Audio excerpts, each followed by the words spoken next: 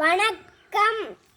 நான் இந்தியாவின் ஏவுகணை நாயகன் என்று போற்றப்படும் அபுல் பக்கீர் ஜைனுலாப்தீன் அப்துல் கலாம் ராமேஸ்வரத்தில் பிறந்த நான்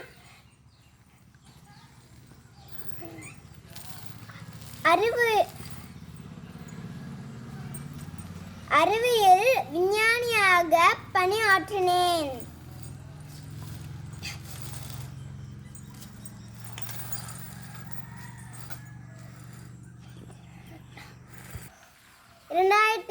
இல் 11வது குடியரசுத் தலைவராக பணியாற்றினேன்.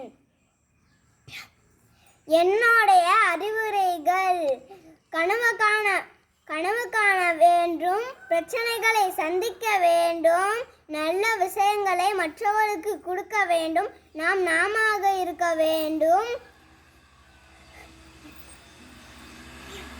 என்னால் முடியும்